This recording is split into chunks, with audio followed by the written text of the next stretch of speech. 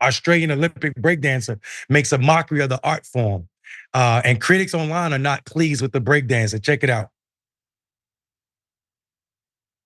When I first heard that breakdancing would be an Olympic event this year, I thought it was a joke. And then I found out that it was serious. And I was thinking to myself, well, we just celebrated 50 years of hip hop last year. To have breakdancing as an Olympic event, that should like be a marker of just how far we've come as a community.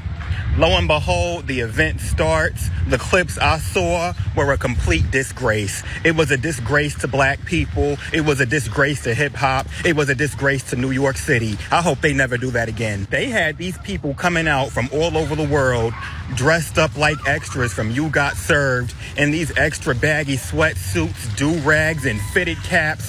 Like, it looked like a parody. It looked like Malibu's Most Wanted. They had these people rolling on the floor, just flopping around like fish out of water.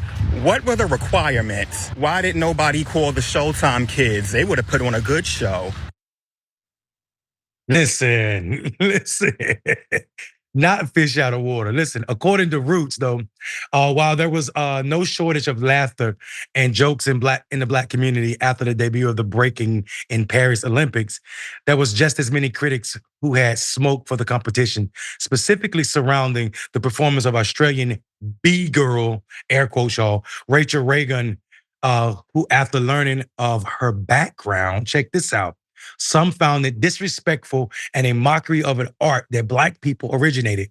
It was even more offensive after people learned that she has a PhD in cultural studies and breakdancing and hip hop culture and is a lecturer at, I guess this is Mockery University in Sydney, Australia.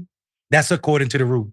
One user went on to say, "My heart breaks for black and brown people who originated the sport, fought for its acceptance only to see this white Australian purposely mock it during the Olympics debut. I hope Raygun feels every backlash. She is an embarrassment, and so are people who allowed her to compete." That was on X, of course. Another user wrote this on the same platform.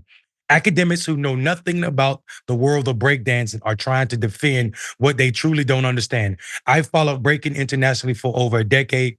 Raygun performance was terrible and would have been bad in local competitions, not just the Olympics. With millions watching and many people benefiting from this program called Indisputable, we just need 1% of the viewers to become a paid member so we can continue to bring this content to you. Now back to the show. This user posted the question, if you love breakdancing, why would you go out of on a world stage and make it look less than legitimate by doing the sprinkler and kangaroo hopping? I'm confused. So she didn't do all of that in the Olympics trial. It's just not in the spirit of breaking to be bad and not care. Listen, I want to stop right here and tell people, first of all, I got a lot of problems with this. This is what happens when people try to mainstream things that were never meant to be mainstream.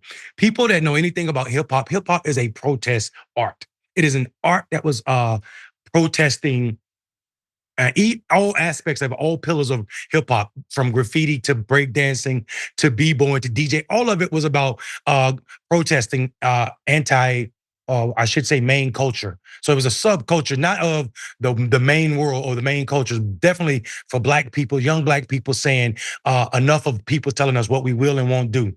I have a problem with people calling this a sport that should have ever been in the Olympics anyway. Some people might push back on me for that. But it's just, this is what to be expected whenever you give over something so important to a culture of anti-establishment. There's nothing anti-establishment about the Olympics, which is, I know what, 200-300 years now. So I think whenever you offer your culture up into the world in this manner, you have to expect it to come back like this. And for her to respond by saying, oh yeah, I did this out of art. I wanted to create art. It's all about what hip hop is about. This is not what hip hop is about. This is my problem with people saying that Eminem and any other white artists are the greatest at this art form. I'm not saying that Eminem can't rhyme. I'm saying without the cultural appropriateness, then you will always have this type of thing. This is definitely theory meeting action and becoming a disaster. Tehran. I think that Rachael Gunn, AKA Raygun, started watching the movie Who Got Served, watched all of it, then only watched the beginning of Cool Runnings and was like, I can do this in the Olympics. Like she got the wrong message from the wrong movies about blackness. She went there, made a mockery of something that had just prevailed as a sport, something coming on the heels of the 50th anniversary of hip hop, which is actually a big subculture in a lot of places in the world. We were just talking about the Middle East and Africa. Breakdance is a huge art form because of exactly what you said, Mayor Robinson, is the idea of the subculture, anti-culture, breaking social construct and fighting the power. That's why it's become such a huge art form in the rest of the world. So she went up there, made a mockery of it. She did move. She made me feel like I could be in the Olympics next year if that's anything. Also brought a lot of highlight to breakdancing overall because more people started looking at breakdancing. I do wonder where the Jabberwockies and B2K kids were. Why didn't we have them up there? But overall, as much as I had fun with what happened, I do understand how it made fun of an art form that we should all love.